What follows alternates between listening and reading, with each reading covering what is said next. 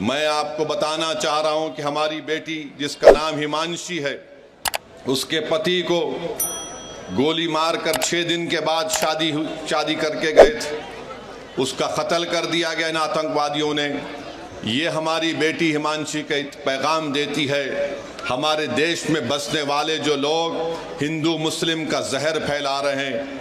वो कहती है कि मैंने अपने पति को खोया, मगर मैं नहीं चाहती कि मुसलमान और कश्मीरियों के खिलाफ नफरत के मज़ारे किए जाएं।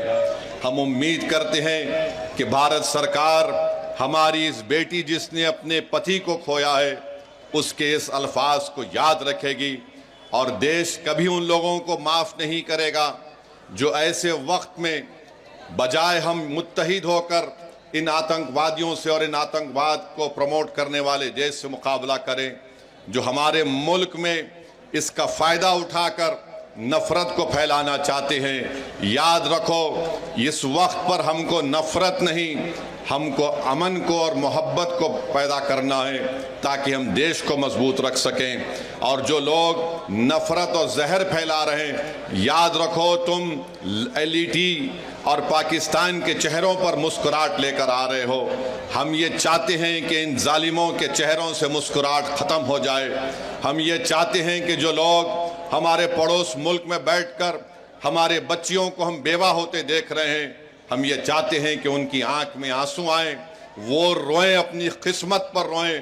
और आज ये वक्त है कि भारत को एक मुत्तहिदा तौर पर ऐसे लोगों के खिलाफ पैगाम देना है। हम भारत के प्रधानमंत्री से इस बात का मुतालिबा करते हैं कि जितने 26 लोग वहाँ पर मारे गए, भारत सरकार उनको शहीद का रुतबा दे ताकि लोग हमेशा के लिए उनको याद रख सकें। ये मैं ही नहीं कह रहा हूँ, बल्कि उन परिवार के लोग इस बात का मुतालिबा कर रहे हैं कि जो लोग मारे गए उनको शहीद का रुतबा दिया जाए। जो मारे गए उनके परिवार के लोग कह रहे हैं कि हम इंतज़ार कर रहे हैं कि कब हमारे मरने वालों से इंसाफ होगा।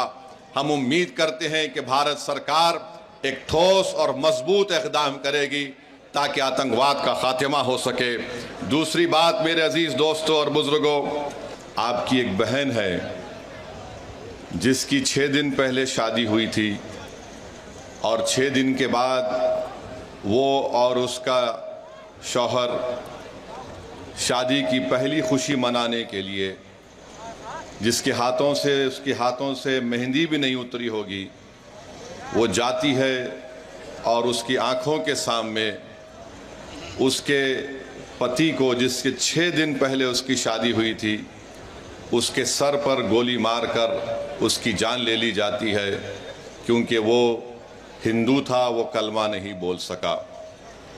आप अपने दिलो दिमाग पर जोर डालकर सोचिए कि हमारी एक बेटी है जिसकी 2 महीने पहले शादी हुई और वो 2 महीने की शादी के बाद जब पहलगाम में बेसरन मीडोस को जाती है तो वहाँ पर भी उसके आँखों के सामने उसकी पति को उसके सर पर गोली मार दी जाती है। और वो बेवा हमारी बेटी ये कहती है कि जब मेरे पति को गोली मारी गई तो मैं उसके चेहरे को भी नहीं देख सकी बराबर। तो मेरे अजीज़ दोस्तों और बुज़ुर्गों, हम तमाम को इस दहशतगर्दी आतंकवादी की मज़म्मत करना है और याद रखिए कि 19वीं सदी के आगाज़ पर 2 मुल्क मज़हब के नाम पर बनाए गए थे और आज मैं ज़िम्मेदारी के साथ कह रहा हूँ कि 75-80 साल के बाद ये दोनों मुल्क नाकाम स्टेट हैं, फेल्ड स्टेट हैं। एक का नाम पाकिस्तान है, दूसरे का नाम इज़राइल है। ये दोनों भी मज़हब की बुनियाद पर बनाए गए थे। एक ये कहकर भारत को तोड़ा गया कि मुसलमानों का अलग मुल्क होगा और एक मुल्क को ये कहकर अरबों की ज़मीन छीनी गई कि यहाँ पर हम यहूदियों का मुल्क बनाएंगे। उन्होंने यहूदियों का मुल्क नहीं बनाया बल्कि ज़ायनिज़म की आइडियोलॉजी को आगे बढ़ाने के लिए मुल्क बनाया। ये दोनों ममालिक एक फेल्ड स्टेट है जहाँ पर उन्हीं के मुल्क में लोगों पर जुल्म किया जाता है। तो हम उम्मीद करते हैं कि हमारी सरकार, इस देश के प्रधानमंत्री ये जो आतंकवादी हमला हुआ है, बुज़दिलाना हमला हुआ है, वो उस पर मौसर कार्रवाई करेंगे, मरने वालों को वो इंसाफ दिलाएंगे और हम उम्मीद करते हैं कि हमेशा के लिए पाकिस्तान से जो आतंकवादी हमारे देश में आकर मासूम लोगों की जानें लेते हैं, चाहे वो हमारी बेटियां हों या फिर वर्दी पहनने वाले हमारे नौजवान बेटे हों, इन आतंकवादी हमले को ख़त्म करने के लिए हम उम्मीद करते हैं कि देश के प्रधानमंत्री पाकिस्तान से आए हुए आतंकवादी और पाकिस्तान जैसे एक फेल्ड स्टेट के ख़िलाफ़ वो एक मौसर कार्रवाई करेंगे, ऐसा इक़दाम करेंगे कि दोबारा पाकिस्तान 100 मरतबा सोचेगा कि भारत की सरज़मीन में आकर किसी को मारने के बारे में। मेरे अज़ीज़ दोस्तों और बुज़ुर्गों, मैं आपको ये बताना चाहता हूँ कि पाकिस्तान ये पूछ रहा है कि भारत के पास अगर कोई प्रूफ है तो दो। अरे बेशर्मो, क्या हमने तुमको पठानकोट में बुलाकर नहीं दिखाया था कि पठानकोट हमारा एयरफोर्स का बेस में तुम्हारे आतंकवादी आकर वहाँ पर कोहराम मचा कर गए?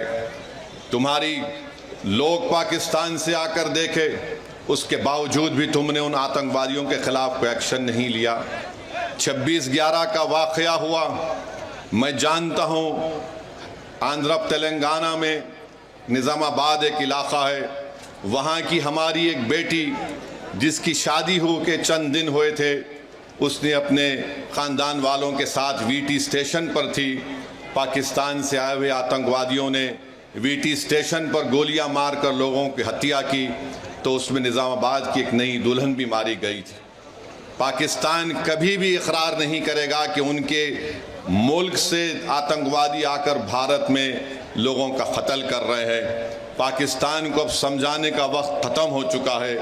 मैं बड़ी जिम्मेदारी के साथ जज्बात में लाए बगैर कह रहा हूँ कि ये वक्त जवाब देने का है, ये वक्त सोचने का नहीं है। वरना याद रखिए, हर 6 महीने, हर 2 महीने के बाद ये आती हैं, या तो हमारी फ़ौज या हमारी सीआरपीएफ के जवानों को या फिर मासूम कश्मीरियों को निशाना बनाते हैं। तो हम उम्मीद करते हैं कि हमारी हुकूमत इनके ख़िलाफ़ एक मौसर इक़दाम करेगी। जितने भी इक़दामात, जितने फ़ैसले भारत सरकार ने लिए हैं, MIM पार्टी उसकी तायीद करती है। जैसे भी हो, पाकिस्तान को अगर कमज़ोर करने के लिए उनकी मईशत को, उनके इकानमी को कमज़ोर किया जा सकता है तो बराबर किया जाना चाहिए। और जो भी तरीक़ेकार हुकूमत इस्तेमाल करेगी, हम उम्मीद करते हैं कि आतंकवाद ख़त्म होगा। ये देश का मसला है, ये कोई सियासी मसला नहीं है, और लोगों को भी इस पर राजनीति करने की कोई ज़रूरत नहीं है।